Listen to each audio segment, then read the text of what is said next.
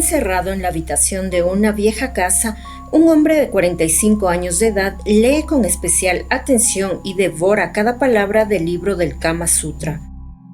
Su desafortunada vida sexual lo había llevado a tener que utilizar una imaginación vívida para complacer sus fantasías. Mientras repasaba por milésima vez el libro, una frase en especial le llamó la atención.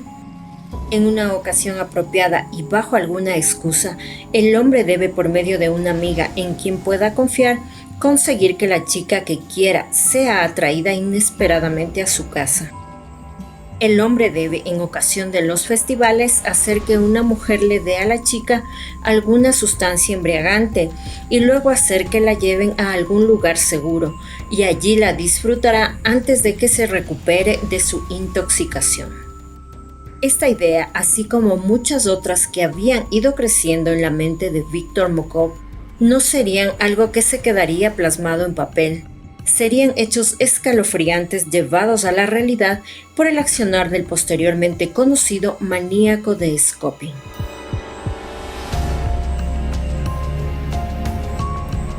El 30 de septiembre del 2000 era un día común y corriente en la localidad rusa de Ryazan. Ekaterina Martinova, una niña de 14 años, se encontraba en su casa, en donde vivía con sus padres y su hermana. El teléfono de la casa timbró y Ekaterina respondió. Del otro lado de la llamada estaba Elena Samokina, de 17 años, una amiga de su hermana. Elena quería hablar con ella porque ambas habían acordado acudir a un festival de música, pero Ekaterina le dice a Elena que su hermana no estaba en casa. Elena, molesta, acepta que se olvidó de su cita para ir juntas al festival. Ekaterina le pregunta si ella puede ir en lugar de su hermana, y Elena, emocionada por la perspectiva de ya no ir sola, acepta. Ekaterina le pidió permiso a su madre y las dos adolescentes se encuentran y van juntas al evento. Todo parecía ir muy bien, excepto por el hecho de que ya se habían hecho muy tarde. Cuando Ekaterina se dio cuenta de la hora, eran ya las 9 de la noche, una hora en la cual ella ya tenía que estar de regreso en su casa. Ella le dice esto a Elena y ambas chicas salen de este evento musical y se dirigen hacia la parada del bus. La calle realmente lucía bastante desolada y no había mayor movimiento, solamente se escuchaban los pasos de ambas adolescentes. Sin embargo, ellas siguieron caminando para ver si podían encontrar un transporte que las llevara al hogar, cuando en un momento ellas se dan cuenta que un auto que estaba bastante viejo y de color beige estaba dando vueltas y se gira hacia donde ellas se encontraban. Al momento, este vehículo se acerca directamente hacia las dos jóvenes y un hombre joven les dirige la palabra. Él les dice que si las puede llevar a donde ellas deseen. En esa época era muy malo el sistema de transporte del lugar y ellas pensaban que era una buena oportunidad. De todos modos, Ekaterina no dio su opinión, pues como Elena era mayor que ella esperaba que ella tome realmente la decisión. Y Elena le dice que sí, que aceptan y que las lleve hacia su casa. De este modo, las dos jóvenes abordan el asiento posterior de este vehículo. En el asiento del pasajero iba este hombre que se había presentado ante ellas como Lyosha, y es la persona que les había ofrecido llevarlas al hogar. El otro sujeto que iba al volante estaba un poco más hermético, más callado y se presentó como Víctor. Lyosha era un poco más joven y también conversador, por lo cual ellas rápidamente entraron en confianza con él. Él les dirige la palabra, empieza a conversar con ellas y les ofrece comprarles chocolates y una bebida.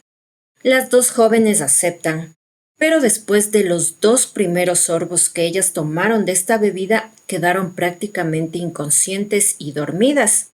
Solamente se despertaron cuando una voz les decía que debían levantarse. Era Lyosha.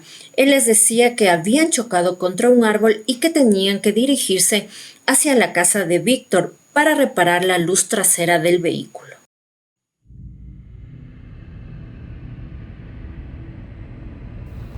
Lo que Ekaterina recuerda es que estaban en una especie de patio de alguna casa y todo estaba muy oscuro. La puerta del auto se abrió. Era Lyosha, que le pedía a Ekaterina bajar del vehículo.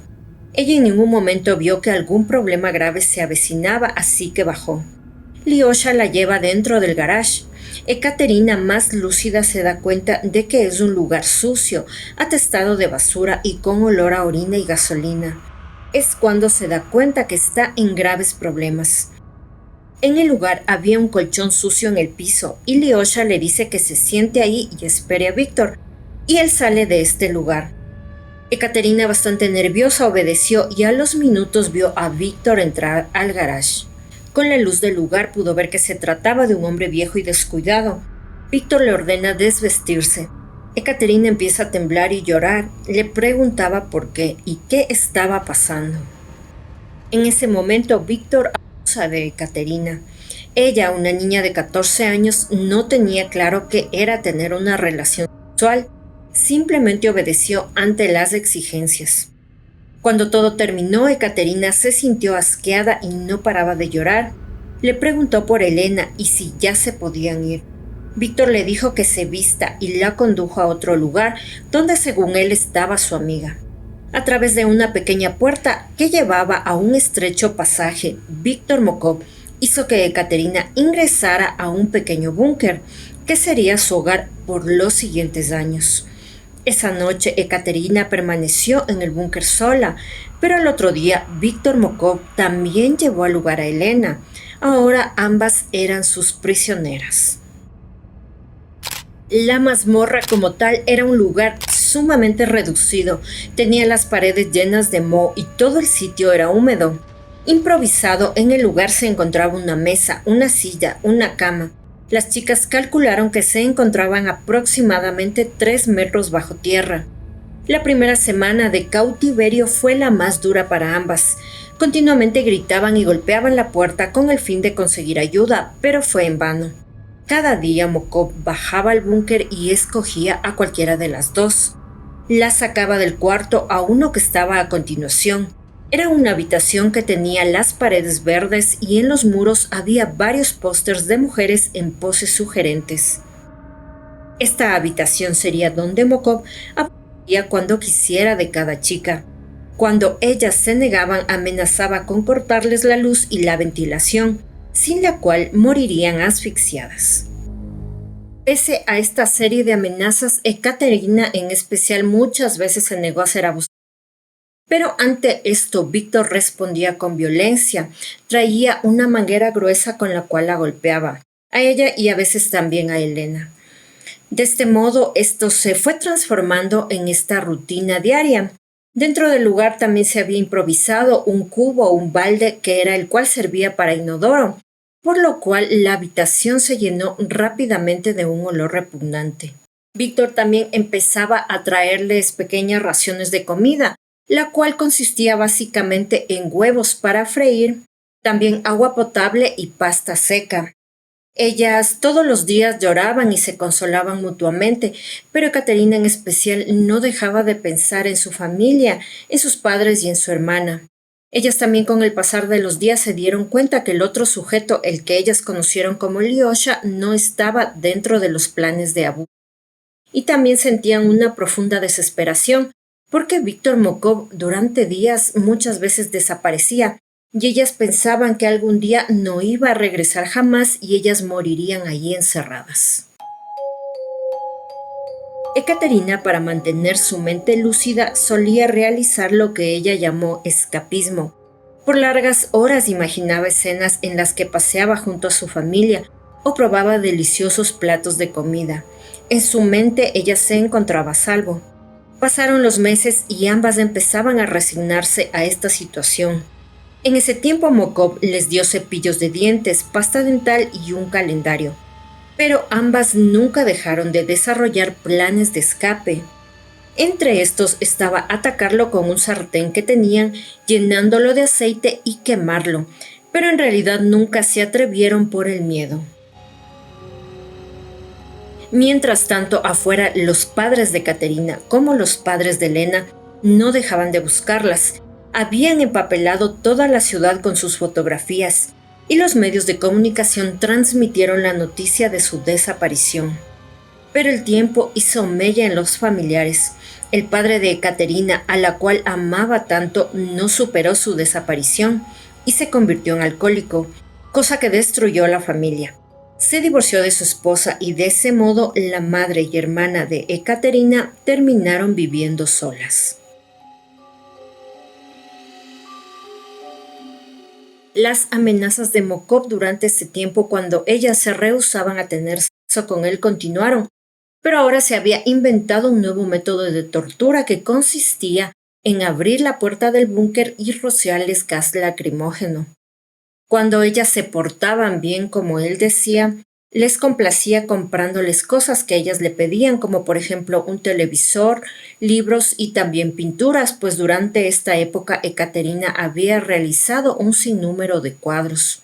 Por el acceso que ahora tuvieron a un televisor, ambas se dieron cuenta que no se encontraban en su localidad en Ryazán, sino en una localidad cercana que se llamaba Skopin.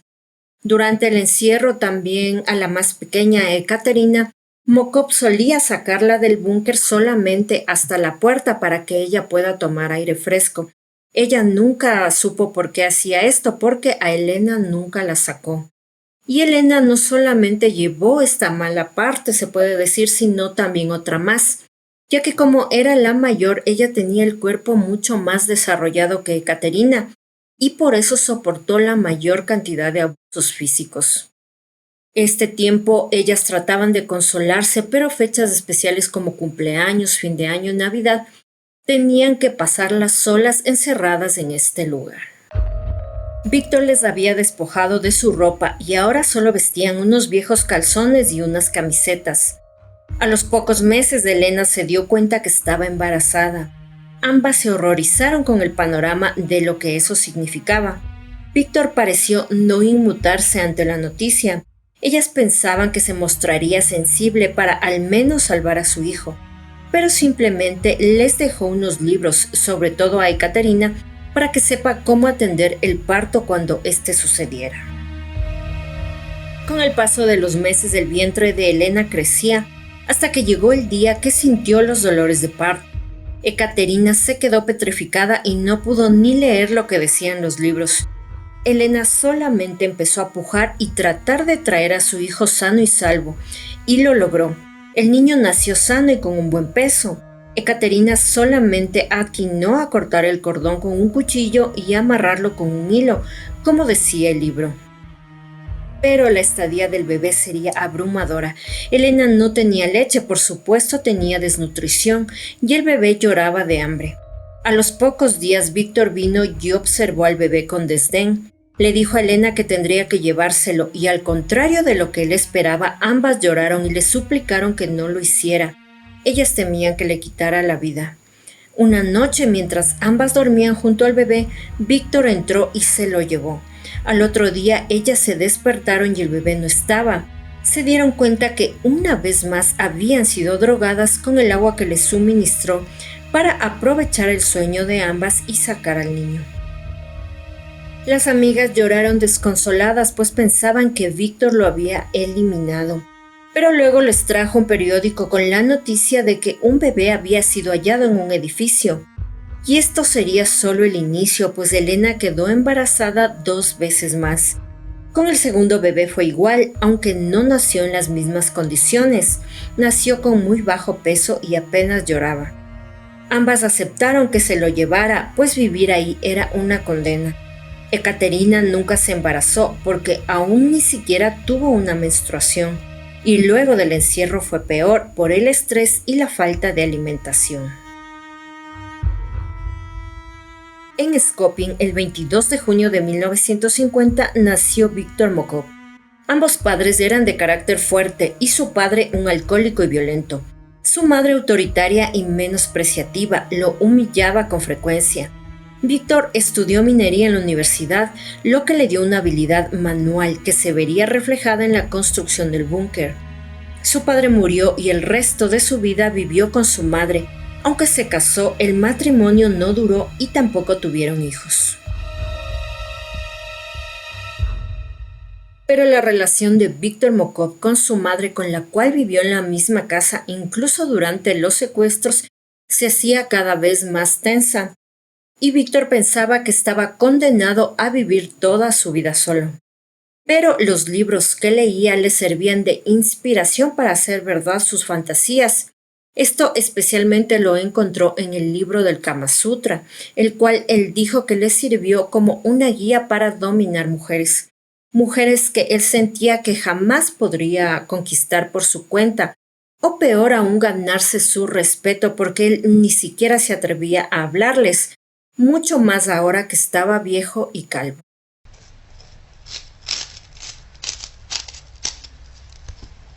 En su juventud, Mokov criaba conejillos de indias y se esforzaba en alimentarles, darles agua y cuidarlos para posteriormente usarlos. Pensaba que esto mismo sería lo que haría cuando tenga a las cautivas. La idea era ir incrementando el número de mujeres con el tiempo. Su idea inicial fue plasmar los planos en un papel y luego empezó la construcción. A sus vecinos y a su madre les dijo que estaba construyendo una bodega para verduras. 70.000 toneladas de tierra fueron removidas por él, sin maquinaria, durante 3 años. Por otro lado, Mokov también estuvo activo políticamente. Era miembro del Partido Comunista y tenía la imagen de un hombre sociable y buen ciudadano. Las noches en la mazmorra eran interminables. A menudo las dos dormían con escarabajos sobre su cara y gusanos en las paredes. Ya era el año 2003, habían pasado 3 años en encierro, y un día Víctor baja al búnker y les dice a las chicas que se preparen, pues traería a una tercera víctima. Ambas amigas miraron nerviosas cómo Víctor Mokov colocaba una nueva cama sobre la cama de ellas, y en esta ocasión había dejado abierta la puerta del búnker, pero ellas ya estaban demasiado débiles como para poder escapar o correr. Pasaron varias semanas y la nueva estudiante de medicina llamada Alana se había instalado en una de las habitaciones de Mokov porque la había alquilado. Ella realmente no se alertó por este sujeto, solo dijo que parecía ser un hombre mayor y que era educado y amable. Pero él ya tenía unos planes para ella. Es así que habla con Ekaterina y le dice que le va a presentar como su sobrina para que Alana confíe en él y en ella. Y el plan básico era ayudarla y abusar de ella. Ekaterina no tenía realmente una opción o algo a escoger, simplemente tenía que obedecer. Pero ella, en conjunto con Elena, ya habían ideado un plan, pues ésta vieron como la ocasión especialmente indicada para poder escapar. Por la noche, Víctor Mokov había sacado a Ekaterina del búnker y la subió al departamento de Alana e inclusive había llevado una botella de vino. Cuando ellos ya se encontraban con Alana, ella aprovechó una distracción, vio que ellos estaban conversando y ella tomó un pequeño papel y lo colocó dentro de una cinta de cassette que esta joven tenía. La idea principal de Mokov era sedar a Alana poniéndole unas pastillas en la copa de vino que le ofreció, pero realmente ella nunca la bebió. En esta reunión ella se sintió bastante incómoda, principalmente viendo a Ekaterina en las condiciones que estaba, pues ella lucía demasiado delgada, tenía la ropa sucia, el cabello sucio y olía realmente muy mal. Así que Alana simplemente dio por terminada la reunión, pero Ekaterina ya había podido dejar un papel que decía: Víctor no es mi tío. Nos mantiene en el sótano desde septiembre del 2000 en adelante. Puede matarnos a nosotros y a ti. Lleva esta nota a la policía. Cuando Alana encontró la nota no lo podía creer. Su respetable casero era un maníaco. De todos modos compartió la información con una amiga que tenía un tío policía. Esto ayudó a que 3 años y 8 meses de cautiverio llegaran a su fin. Cuando la policía llegó a la casa de Mokov, inicialmente negó todo, pero luego amenazaron con traer una excavadora y derrumbar el garage. Finalmente él se quebró y aceptó que había un búnker subterráneo y que las 2 chicas estaban ahí. Cuando las amigas escucharon los típicos sonidos de las puertas de acceso, les pareció escuchar a varias personas y su emoción se desbordó en lágrimas cuando vieron el rostro de un policía. Finalmente, cuando la sacaron, se dieron cuenta que Elena estaba embarazada. Tenía 8 meses de embarazo. Era su tercer hijo con Víctor Mokov.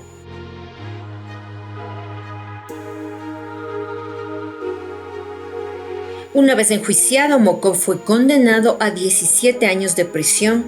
Ahí se enteraron que el supuesto cómplice llamado Lyosha era en realidad una mujer con aspecto varonil, amiga de Víctor y cómplice.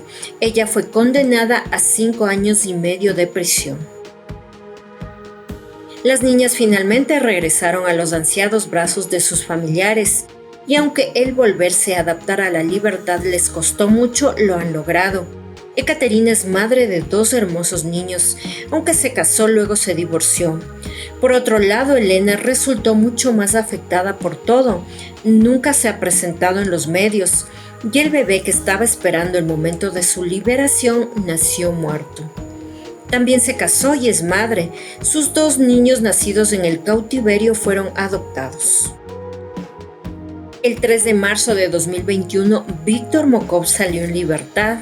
Y el 22 de marzo de 2021 salió en una polémica entrevista en un canal de YouTube. Esta entrevista provocó el rechazo del público por la manera gráfica en la que Mokov narró los hechos, por lo que el Tribunal Regional de Ryazan prohibió al maníaco de Skopin comunicarse con periodistas y visitar bares, cafés y restaurantes donde se vende alcohol. Mokov fue sentenciado a 10 días de arresto administrativo por violación de restricciones y en 2022 fue arrestado por ayudar a su amigo Yevgeny Polishchuk a esconder el cuerpo de un hombre que este sujeto había asesinado dentro de la casa de Mokov. La casa de la mazmorra nunca ha sido derribada, solamente el búnker ha sido llenado con agua.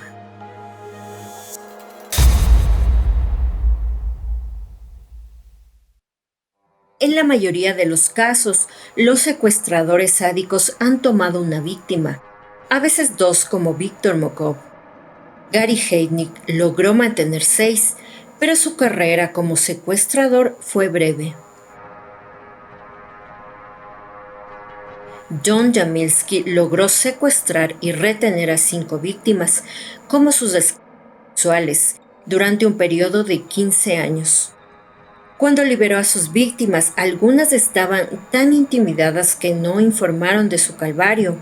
Otras no tenían ni idea en dónde habían sido retenidas y no podían llevar a la policía hasta allí. Solo cuando Jamilsky fue atrapado infraganti con su 5ª víctima fue cuando salió a la luz toda la sórdida historia. Hijo único, Jamilsky nació en el pueblo de DeWitt, ahora un suburbio de Syracuse, New York, el 9 de mayo de 1935. Acudió a la escuela de la cercana Fayetteville. Era retraído y le apodaban Germen Jamilsky por su terrible acné. Jamilsky evitó los deportes y se desempeñó mal en la mayoría de actividades, aunque se interesó por la historia. Su padre era relojero y coleccionista de relojes antiguos y lo animó a ir a la universidad. Más tarde se graduó en una universidad estatal con un título en relojería.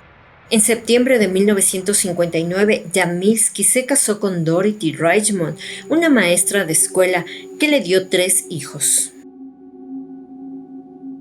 Pero la relación de los niños con su silencioso padre era siempre problemática. Él empezó a trabajar en tiendas de comestibles para poder mantener a la familia y posteriormente también cogió algunos trabajos como carpintero y manitas. También él era conocido por pelear por cada centavo, ya que él era bastante avaro. Y también empezó a recolectar botellas y latas para poder cambiarlas en el reciclaje. Él también recolectaba algunas botellas que no eran necesariamente reciclables, pero que las vendía en otros estados para obtener más dinero. Él también convencía a los bibliotecarios locales para que de los periódicos dominicales sacaran los cupones y los recogieran para entregárselos a él y de esta manera ahorrar más dinero.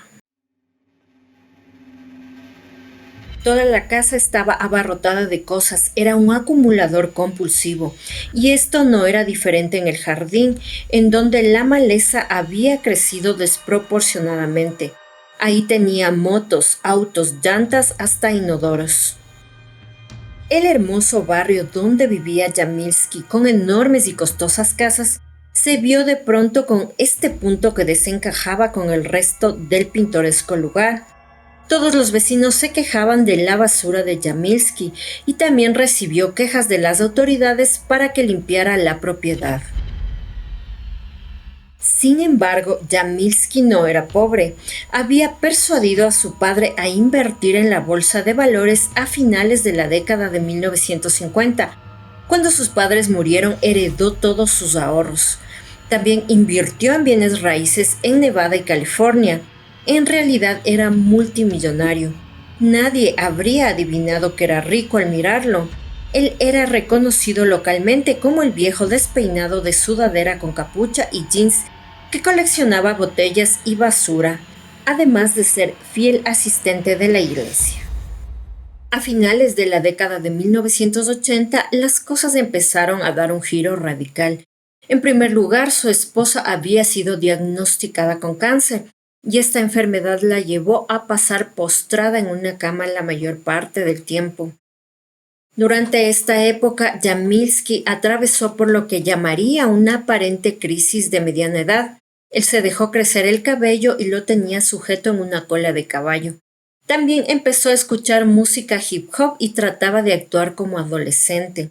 Pero esto en realidad no se trataba de ninguna crisis. Él lo que había pensado era de qué manera atraer adolescentes hacia él, pues viendo a su esposa que estaba en esta dura situación, él lo que pensó era que no podría tener sexo con ella. También de este modo lo que hizo es atraer a una joven adolescente que se llamaba Debbie, y con ella empezó a tener una especie de relación. Pero sus hijos se dieron rápidamente cuenta de lo que estaba sucediendo e intervinieron para hacer que Yamilski entrara en razón de lo que estaba haciendo, y él se dio cuenta de todo el problema que había traído esta relación, así que decidió terminar con ella. Pero por otro lado se juró que nunca más permitiría que sus familiares intervengan en sus futuras aventuras. El 17 de septiembre de 1988 vio a una niña nativa americana de 14 años llamada Kirsten caminando por South Gillis Street en el centro de Siracusa. Ella estaba con unos amigos bebiendo. Él se detuvo y la persuadió para que subiera al auto. Yamilski tenía 53 años, pero trataba de actuar como joven. Sus amigos le dijeron a Kirsten que no fuera con él, pero ella quería que la llevara a la casa de un amigo. En lugar de esto, Yamilski la llevó a la casa de su madre. Después de noquearla con un sedante, la hizo entrar en una especie de unidad de almacenamiento que estaba bajo tierra. La desnudó y la encadenó. Le dijo que tendría que prepararse, pues se quedaría ahí con él y tendrían sexo todos los días. Y eso es lo que sucedió. El lugar era tan pequeño que ninguna persona podía permanecer de pie en el lugar. Era frío y lleno de moho. Por mucho que Kirsten gritara, nadie la podía escuchar. La familia de la adolescente denunció su desaparición el día después de los hechos. El problema era que se había escapado de casa antes. Sin embargo, en esas ocasiones sus amigas sabían dónde estaba. La policía entrevistó a sus amigos y familiares, pero no tenían idea dónde podía haber ido Kirsten. Mantener a la niña en la unidad de almacenamiento no era muy conveniente, especialmente cuando quería tener sexo con ella. Así que Yamilski comenzó a construir un búnker subterráneo en su propia casa para mantenerla ahí. Les dijo a los vecinos que era un refugio antibombas. Yamilski era conocido como un excéntrico, por lo que esto no levantó ninguna sospecha. Además, recuerdan que tenía esa gran acumulación de objetos en el jardín, pues ante las quejas de los vecinos, él había decidido tiempo atrás construir un gran muro de 6 pies de alto alrededor de su propiedad. Esto le servía ahora como un tapadero de sus asquerosas actividades. A diferencia de Víctor Mukov, que contaba con cantidades limitadas del dinero, lo que le habían obligado a construir el búnker con sus propias manos, Yamilski tenía acceso a maquinaria pesada y trajo toda esta maquinaria para cavar un gran hoyo, el cual llenó de concreto y luego lo tapó. El acceso era a través del garage, a través de una serie de puertas de acero muy parecido al diseño que tenía Mukov. Pero la gran diferencia era que Yamilski había hecho una entrada directa que conectaba su sótano con la mazmorra, por lo que ni siquiera tenía que salir de su casa para ingresar a este lugar. Un día Kirsten se despertó y se encontró en el búnker. El lugar tenía 2 habitaciones sin ventanas, no tenía plomería e igualmente tenía que utilizar un balde como retrete. Ella permaneció todo el tiempo encadenada a la pared. Él la intimidaba diciéndole que iba a matar a su hermano menor. Ella dijo luego que le mostró una foto de su hermano, diciendo que lo iba a lastimar. Además le trajo una foto de su familia y de su casa. Obligada a someterse a agresiones diarias, se convirtió en obediente y sumisa. Como parte de su humillación, él la hizo llevar un diario de su terrible experiencia, registrando cada vez que fue violada, se cepilló los dientes o se bañó. Al inicio él alardeaba de su poder absoluto sobre ella, pero poco a poco se fue suavizando, como vimos en el caso de Mukov, y es necesario hacer estos paralelismos.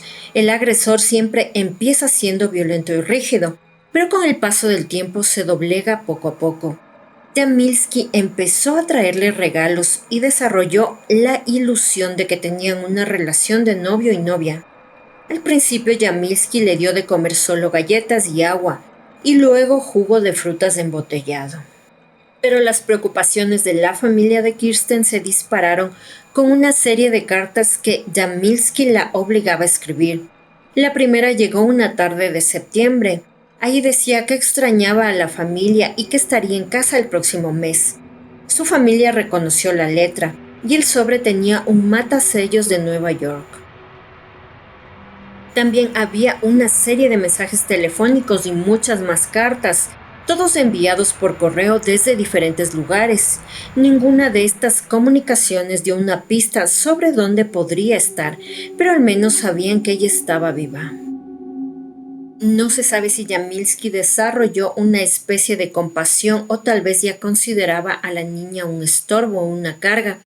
Lo que es cierto es que en 1990 decidió liberarla, después de 2 años de haber estado encerrada. Un día le dice a su hijo Brian de 17 años que necesitaba que lo lleve al aeropuerto, y cuando ambos entran al vehículo su hijo puede ver que en el asiento de atrás está una adolescente con los ojos vendados. Él se sorprende y le pregunta a su padre que quién era ella. Él se inventa una historia absurda, le dice que es la hija de un amigo, la cual le habían encargado para que él le ayudara con problemas de peso. Brian no preguntó más y simplemente los llevó al aeropuerto. Esta anécdota o esta historia hace suponer que miembros de la familia sabían de las oscuras actividades de Yamilski. De todos modos, ambos viajan y toman un avión aparentemente por unas vacaciones para él realmente, porque Kirsten no tenía opción y se dirigen al lago Tahoe. Después de varias semanas ellos regresan y es cuando Yamilski decide liberarla. Ella cuando llega a la casa de su madre no le cuenta nada de lo que había sucedido. Ella admite que se había fugado. Ella estaba realmente aterrada porque Yamilski la había amenazado, insistía con que si ella abría la boca mataría a su madre o a su hermano menor. También le había asegurado que él era miembro de un culto secreto en el cual eran miembros personas con cargos importantes. Toda esta información hizo que la policía se vanaglorie diciendo que siempre tuvieron la razón en no buscarla. Entonces Yamilski volvió como si nada a seguir recogiendo botellas y trastos. Casi 5 años después, el 31 de mayo de 1995, estaba cruzando por el centro de Syracuse, cuando vio a una adolescente latina de 14 años. Ella, por protección de identidad, es conocida como Michelle. Se detuvo y le pidió que le ayude a entregar un paquete y que le daría algo de dinero a cambio. Ingenuamente, ella subió a su auto y él la llevó de regreso a DeWitt. Allí ella entró en la mazmorra para obtener el supuesto paquete, y cuando la puerta se cerró de golpe detrás de ella, él la dejó en la oscuridad para intimidarla. Luego la convenció de que tomara unas pastillas, con las cuales la sedó. Cuando Michelle volvió en sí, estaba desnuda y encadenada a la pared. La niña se defendió, ella lo maldijo y le escupió. Pero esto no sirvió de nada. El depravado le tomó fotografías de ella acostada, desnuda e indefensa en el suelo. Increíblemente, Yamilski también había ido a la casa de la niña y tomó fotos del lugar y se las mostró. Sabía dónde vivía y la mataría si ella no hacía lo que él quería, o también haría daño a sus familiares. Él también se jactó de haber vendido a otras niñas como sexuales en el extranjero. Todos los días, mientras se fortalecía con Viagra y otras pastillas para mejorar su rendimiento, él la usó. Una vez a la semana la rociaba con agua fría de una manguera. Y algo espeluznante que Yamilski hizo fue grabar un video de él y ella aparentemente bailando, algo totalmente perturbador porque ella se ve como dopada. Su familia reportó la desaparición, pero la niña tenía antecedentes por consumo de drogas, lo cual hizo que la policía minimizara su búsqueda. Pero aquí sucede lo mismo que en el primer caso con Kirsten. Después de 2 años, Yamilski decide liberarla. Un día le venda los ojos y la lleva al departamento de su madre y la abandona en el área. Pero esta vez Michelle no se quedó callada. Le dice a su madre que durante ese tiempo de su desaparición ella había sido encerrada en un búnker y abusada diariamente. Ella le dio una descripción a la policía, pero estaba totalmente aterrada, por lo cual no dio detalles de todo lo que había sucedido en el búnker. Semanas después de lo que había sucedido, la policía decide abandonar la investigación. Y con el pasar del tiempo, la madre empieza a ver que un hombre canoso manejaba un vehículo y rondeaba el barrio donde ellas vivían. Su madre le dice a Michelle si reconoció al sujeto porque ya se dio cuenta que siempre pasaba por su casa. Ella le dice que ese es el sujeto que la había secuestrado. Pero lamentablemente ahora ambas se encontraban demasiado aterradas e intimidadas como para hacer la denuncia a la policía. Yamilski ahora estaba enganchado a tener una esclava sexual a su entera disposición y cambió su modus operandi. En lugar de elegir a una joven abandonada, eligió a una mujer mayor, pero igualmente marginada, alguien que según él nadie echaría de menos. El 30 de agosto de 1997 fue recorriendo un barrio asiático de Syracuse. Ahí vio a una mujer vietnamita de 52 años y se detuvo a hablar con ella. Ella era una refugiada y hablaba poco inglés. Él le contó que estaba solo y necesitaba una amiga. Ella no le entendió muy bien, pero se subió a su auto. La llevó y la encerró en la mazmorra. Días después su novio denunció su desaparición y una vez más la mujer fue pagada diariamente y obligada a hacer trabajos serviles. Tareas como hacer agujeros en las tapas de las botellas, coser edredones, golpear objetos de metal con un martillo, clasificar montones de tornillos. Una vez inclusive Yamilski tiró una bolsa llena de dinero en la mazmorra y le hizo separar los billetes sueltos en pilas de 5, 10 y 50.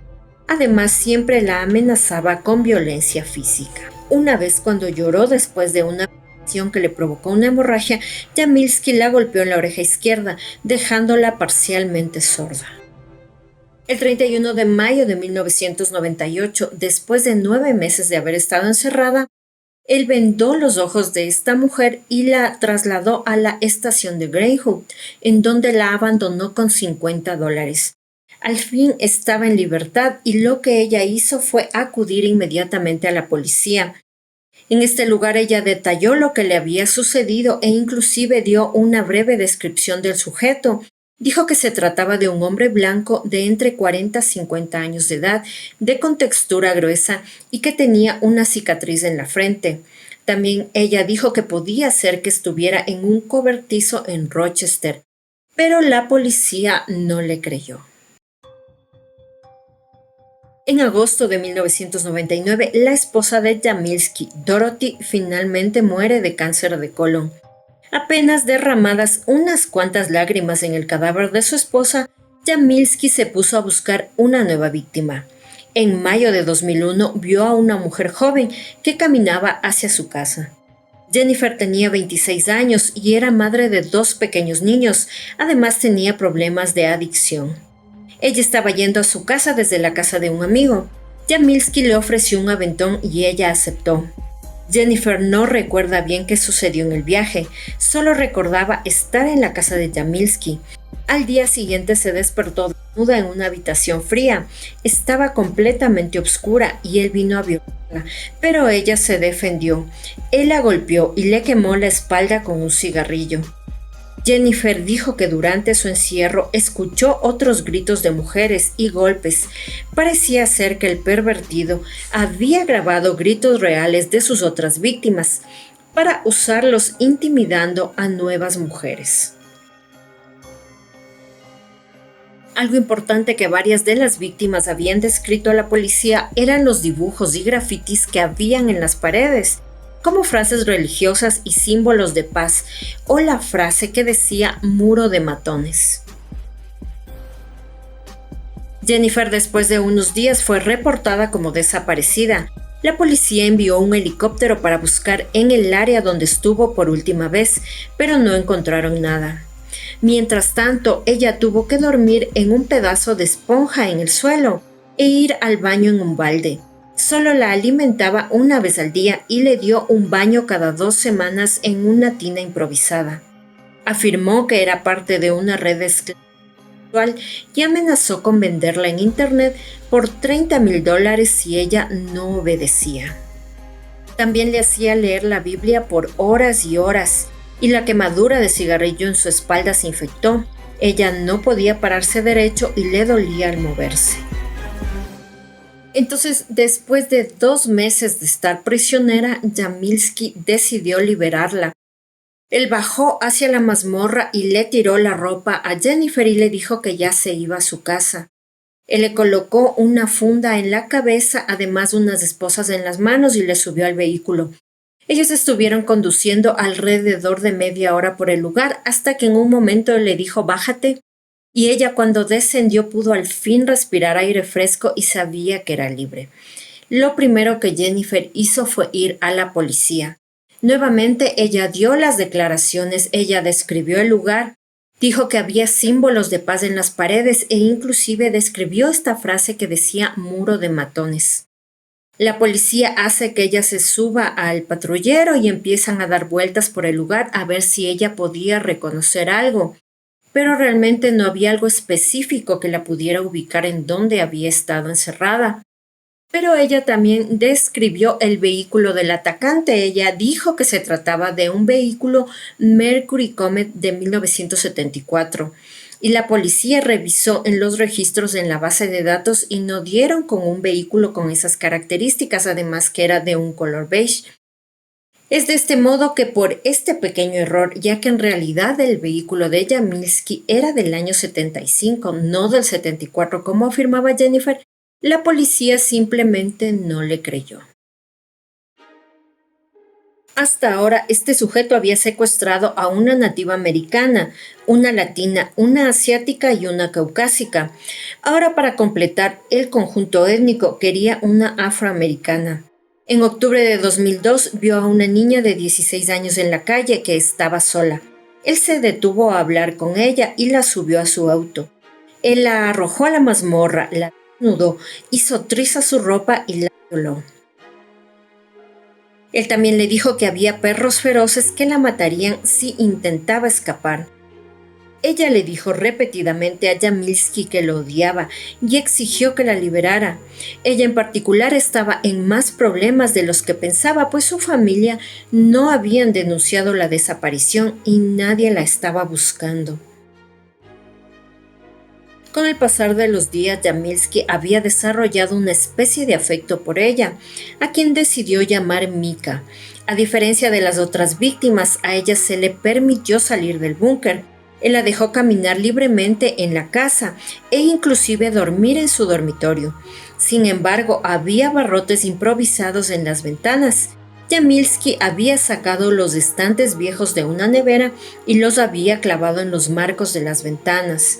Inclusive se le concedió el privilegio de ir al baño sola, porque había tablones clavados a través de las ventanas del baño. Pero aún así la obligó a tener relaciones sexuales todos los días. Las violaciones a menudo eran grabadas en video y ella fue obligada a cumplir todas sus fantasías. Yamilski empezó a pensar que podía confiar en Mika. Le empezó a sacar de compras, a jugar billar o bolos. Se les vio dando un paseo por el vecindario y asistir juntos a la iglesia. El 3 de abril de 2003 salieron a una noche de karaoke en Freddy's Bar and Grill. Eran una pareja curiosa sin duda, pero nadie habría adivinado que ella era su prisionera. Mika se había ganado su confianza, es así que la mañana del 8 de abril la llevó a trabajar al centro de canje de botellas, a donde Yamilski solía ir. Mientras él atendía sus negocios, ella lo persuadió para que la dejara usar un teléfono público, diciendo que quería llamar a la iglesia. En realidad, Mika llamó a su hermana mayor y le contó lo que había pasado. Su hermana devolvió la llamada al número que le había marcado y se comunicó con el centro de canje de botellas. Ella convenció al empleado que le contestó para que llamara al 911. Es así que en cuestión de minutos la policía llegó y alcanzó a la pareja en el automóvil. La policía le preguntó a Yamilski qué estaba haciendo con la joven. Él dijo que eran amigos. Incluso dijo que planeaba llevarla a la 50ª reunión de su escuela secundaria para presumir a su novia adolescente.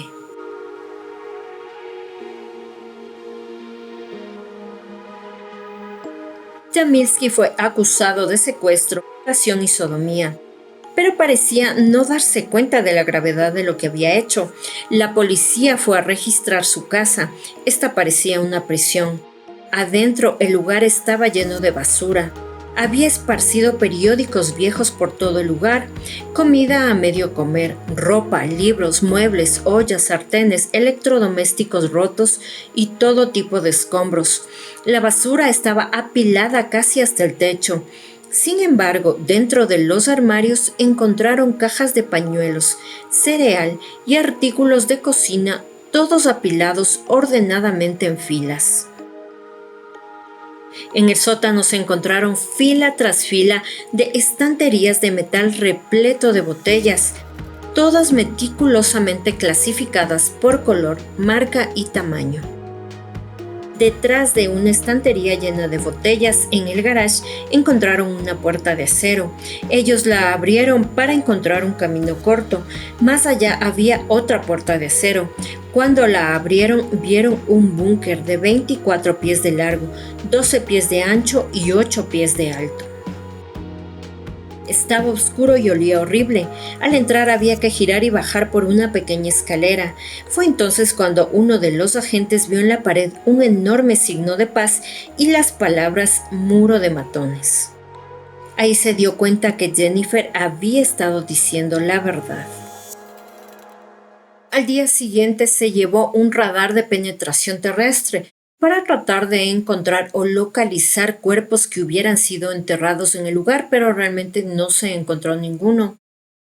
También cuando ellos empezaron a revisar todo el área se pudieron encontrar con esta esponja en donde dormían las mujeres en el piso. El lugar era realmente espeluznante, era frío, húmedo y muy oscuro.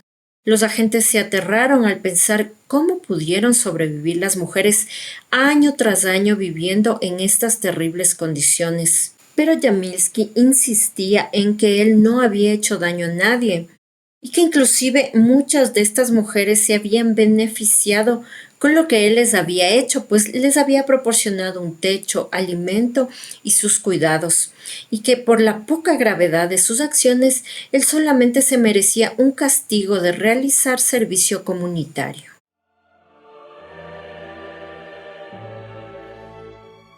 Eventualmente, Yamilski se declaró culpable de 5 cargos de secuestro en primer grado. Esto evitó que las víctimas pasen por el traumático evento de volverlo a ver y contar lo sucedido. Yamilski actualmente cumple con una condena de 18 años a cadena perpetua. Parte de su acuerdo de declaración de culpabilidad era que sus bienes sean vendidos y divididos entre las víctimas. Yamilski se encuentra actualmente en el Centro Correccional de Mohawk. El 22 de diciembre de 2020, a Yamilski se le negó la libertad condicional en su primera aparición ante la Junta de Libertad Condicional. La próxima audiencia de libertad condicional de Yamilski estaba programada para diciembre de 2022, pero aún no se ha liberado la información de que si ha sido aprobada o no. Si es que es así, el maestro de las mazmorras ya estaría en libertad.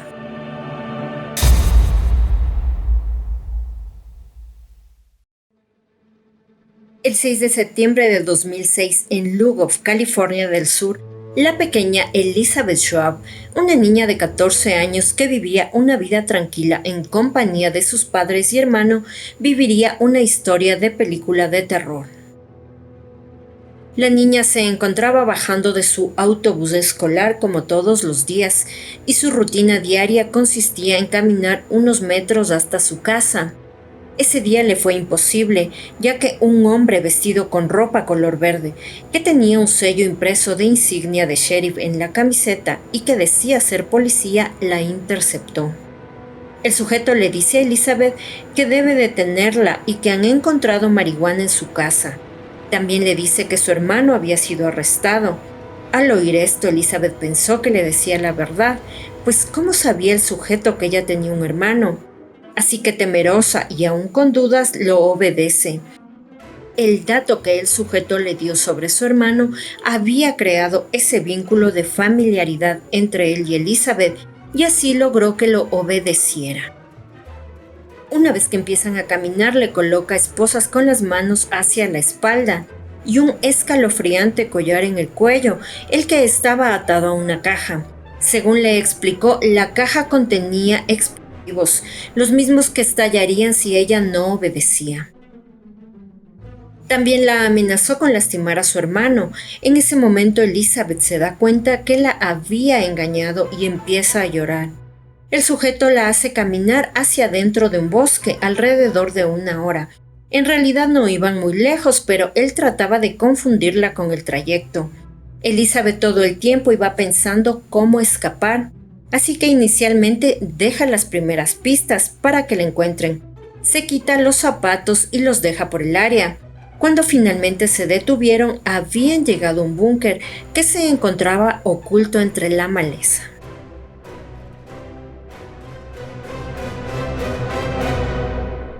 El secuestrador de Elizabeth era Vincent Filiau, un hombre de 36 años.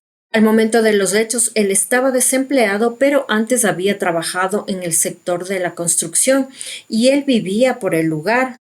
Este sujeto le atraía en especial el estilo de vida de supervivencia, por lo cual conocía muy bien ciertas áreas, como por ejemplo los bosques aledaños, como al que había llevado a Elizabeth. Este sujeto también había estado siendo buscado por la policía porque estaba registrado como delincuente sexual. Él había tenido un ataque que realizó solamente meses antes a una niña de 12 años. Lo que sucedió en esa ocasión fue que él ingresó a una casa y encontró una habitación en donde esta niña se encontraba durmiendo en la misma cama con su madre. Esto a él no le importó, simplemente la despertó en silencio y la amenazó. Dentro de la misma casa la trasladó a otra habitación en donde abusó de ella. Esto nos da a entender el nivel de peligrosidad que tenía este sujeto, y también su nivel de determinación, pues no le importó que la niña se encontraba junto a su madre. Esta misma determinación fue la que usó cuando construyó el búnker con sus propias manos.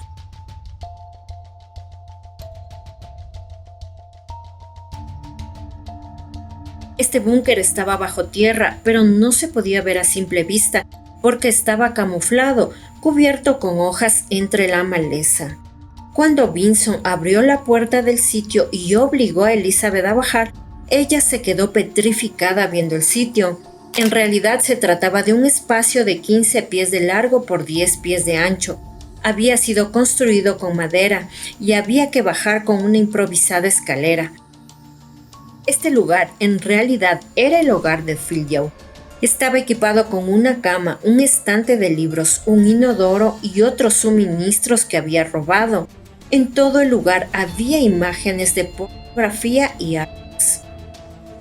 Inmediatamente Elizabeth estuvo dentro del búnker, fue abusada por Filjau, una y otra vez día tras día.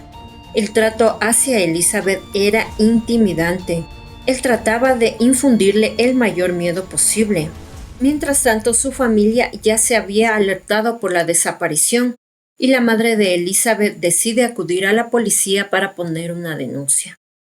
Y ya sé que repito esto una y mil veces en los casos de desapariciones, pero es lo que lamentablemente sucede.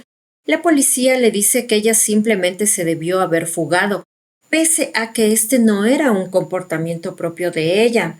Además que tan siquiera consideraron lanzar una alerta a Amber.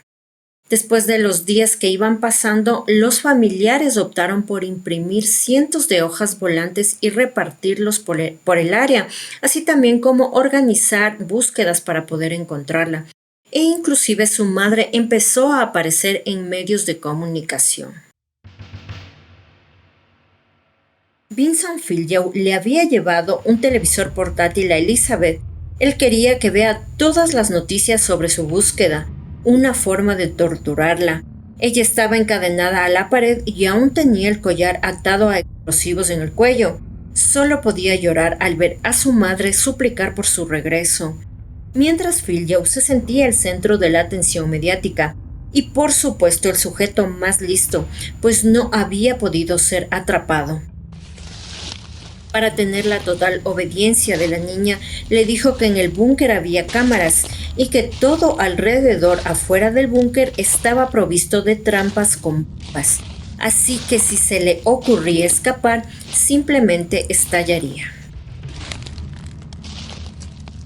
Cuando empezaron a pasar los días, ambos escucharon que helicópteros sobrevolaban el área e inclusive un día escucharon pasos por el búnker. Elizabeth pudo ver sus sombras, claramente ella estaba siendo buscada, pero Filjau amenazó con matarla si hacía ruido. Después de 3 días en cautiverio, durante la noche del 9 de septiembre de 2006, Elizabeth logró tomar el arma de Filjau. Ella se levantó y le puso el arma hacia la sien. Nerviosa pero decidida, Elizabeth apretó el gatillo, pero el arma se encasquilló.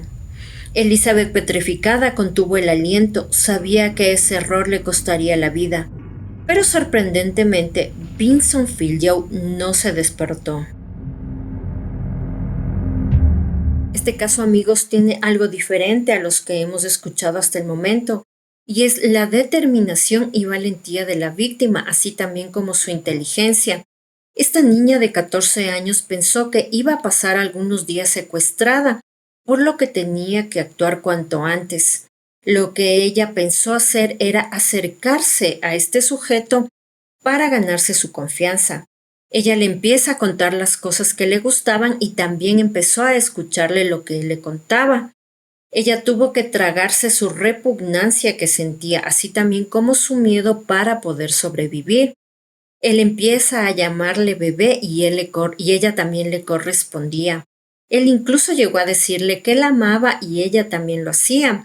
Es así que llega a soltarle la cadena que tenía atada a su cuello por las noches para poder dejarla salir del búnker y también le indicó en qué lugar él había colocado los explosivos.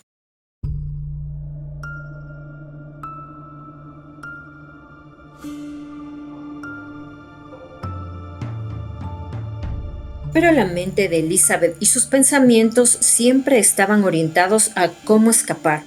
En las salidas que se le permitió, se arrancó mechones de cabello con sus manos para dejarlos por el lugar, con el fin de que si la policía buscaba por el área con perros, pudieran detectar su olor. Habían transcurrido 7 días desde su secuestro y Elizabeth le pide a su captor que le preste su celular para jugar. Pero tenía que ganarse aún más su confianza, así que jugaba con él y se lo devolvía. Nunca intentaba nada más para que él vea que ella no estaba mintiendo. Pero el 10.º día de la captura, una vez que el sujeto se durmió, ella toma su celular para enviar un mensaje pidiendo ayuda. Pero ya se podrán imaginar, ella estaba varios metros bajo tierra y el mensaje simplemente no se iba. Esta serie de acontecimientos resultan extraños. Primero el arma no se disparó y ahora los mensajes no se iban. Pero como les he contado, Elizabeth era increíblemente valiente, así que totalmente en silencio empezó a subir por las escaleras hasta llegar al techo del búnker para tomar algo de señal, pero no lo lograba. Solo esperaba que en algún momento el celular agarre señal y el mensaje sea enviado. El día 15 de septiembre, Madeleine, la madre de Elizabeth, recibe un mensaje en su celular que decía: «Hola mamá, soy Lizzie. Estoy en un hoyo en el suelo, cerca de Charm Hill, cerca de ese camino de tierra donde esos grandes camiones entran y salen. Trae a la policía y ten cuidado, tiene bombas escondidas».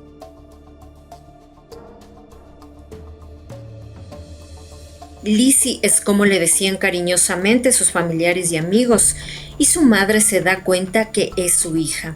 Pero antes de que la policía pudiera triangular el número de teléfono, el alguacil Steve McCastill pensó que el mensaje era un engaño. Sin embargo, el número telefónico sí se rastreó, arrojando un nombre: Vinson Filjau. La policía se pudo contactar con la expareja de Filjau, la cual confirmó que ese era su número. Además, llevó a los agentes a otro búnker que Filjau había construido. También corroboraron en la base de datos que se trataba de un delincuente sexual. Ok, finalmente la policía se da cuenta en las manos en las cuales se encontraba Lizzie, y también admiten que sí se trataba de un secuestro. Pero después de que Lizzie arriesgara su vida, intentando disparar un arma, intentando enviar mensajes de texto, la decisión que toma la policía es publicar este mensaje de texto en todos los medios de comunicación. Alegaron que esperaban que alguien identifique al sujeto. Una decisión totalmente arriesgada e imprudente, pues como vimos, Filjau siempre estaba mirando los noticieros para ver qué decían sobre el secuestro.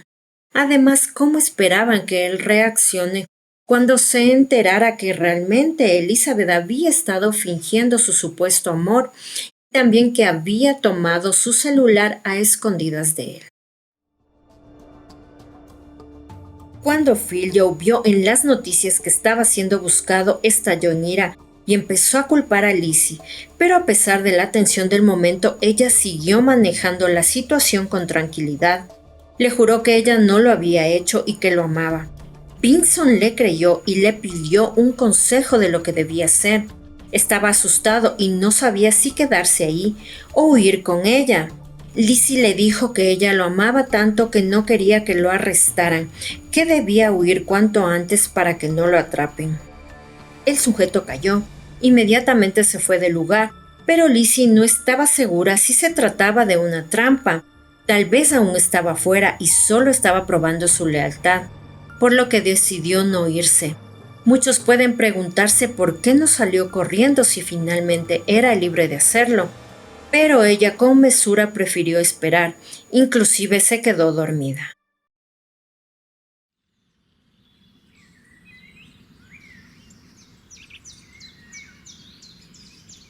Al otro día, cuando se despertó, seguía sola, entonces supo que era momento de salir. Cuando Lizzie sintió después de 10 días los rayos del sol, sabía que era libre, pero aún temía que al caminar estallaran las bombas, por lo que decidió quedarse parada en el filo de la salida del búnker y empezar a gritar por ayuda. Ella escuchaba a los helicópteros sobrevolar buscándola y después de unos minutos a gente gritar su nombre. Es cuando finalmente encuentran a Lizzie y es rescatada. Al registrar el búnker se encontró una cantidad descomunal de material pornográfico, algunas armas caseras y la camiseta con el escudo impreso de sheriff que llevaba Vinson el día del secuestro. En la puerta había dejado una nota que decía: cualquiera que intente cruzar esta puerta recibirá un disparo sin preguntas, incluidos los policías. A pesar de todo lo que ha vivido, Elizabeth sigue mostrando una valentía y determinación durante su rescate, y ella finalmente se reúne con su madre. Ella es trasladada para que sea tratada de sus lesiones y su malnutrición, así también como para poder empezar a superar este gran evento traumático. Por otro lado, Vinson es arrestado a 5 millas de donde se encontraban. Él trataba de robarse un vehículo. Tenía en su posesión varias armas de fuego. Unos días después de su arresto, este sujeto da unas lamentables declaraciones a la cadena NBC.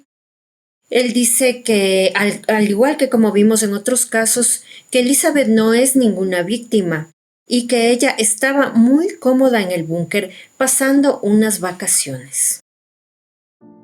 En el juicio de Fields se presenta una amplia evidencia en su contra, incluyendo el ADN que lo vinculaba a la violación de Elizabeth. También se muestra un video de la confesión de Fields en el que admite haber secuestrado a Elizabeth y haberla violado repetidamente. Durante el juicio, Elizabeth testifica con valentía y describe los detalles de su secuestro y abuso. También se revela que Fields tenía antecedentes penales por delitos violentos y había sido liberado de la prisión apenas unos meses antes de secuestrar a Elizabeth. Fields fue encontrado culpable de todos los cargos en su contra. Es condenado a cadena perpetua sin posibilidad de libertad condicional. El 3 de mayo de 2021, Vinson Fields fue encontrado muerto en su celda y no se han dado detalles de la muerte.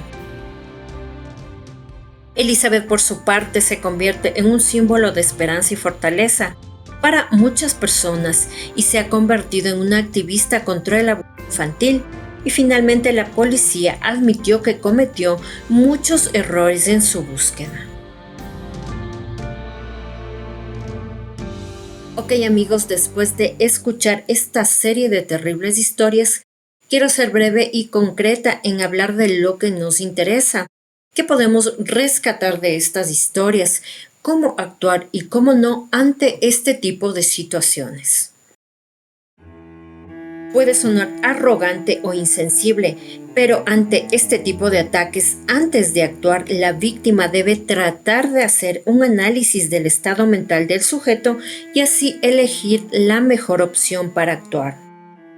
Cuando ocurren este tipo de secuestros, si la víctima piensa actuar de manera física en contra del atacante, tiene que hacerlo durante los primeros días, porque de lo contrario sucederá lo que pasó con Ekaterina y Elena. La falta de alimento las puso tan débiles que inclusive correr les hubiera resultado imposible. Ekaterina fue la única en la que Viktor Mokov empezó a confiar, por eso la sacaba del búnker. Ella se dio cuenta que con el paso de los días, esta era la única manera de poder huir, lo que le permitió enviar la nota de rescate.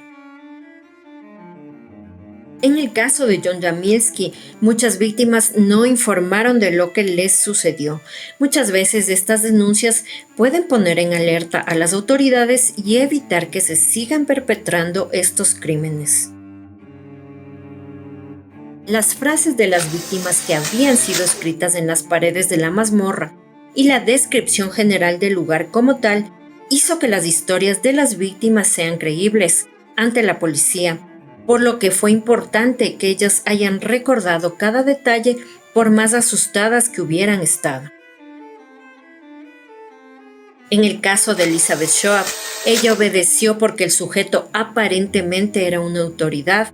Lo que ya hemos visto antes, las personas actúan diferente cuando están frente a este tipo de figuras, pero siempre hay que tener la duda, corroborar placas policiales o mirar si está en un patrullero, etc. Elizabeth actuó inteligentemente manteniendo la calma y siempre orientando sus esfuerzos al escape. Al hablar de sus intereses, se hizo ver como una persona y no solamente como un objeto sexual. Este tipo de atacantes tienen una principal motivación que es la sexual. Tienen una fuerte necesidad de poder y control. En los 3 casos pudimos ver cómo todos afirmaron que les hicieron un bien a las víctimas reteniéndolas en el lugar. Ni siquiera veían los hechos como un secuestro y lo peligroso aquí, sobre todo en menores, es que muchos de los atacantes pueden hacerles creer esto a las víctimas, como en el caso de Steven Steiner. En los 3 casos también pudimos ver que la mejor estrategia fue ganarse la confianza del victimario. El conocimiento puede ser la única arma con la que cuenta una víctima en una situación de alto peligro.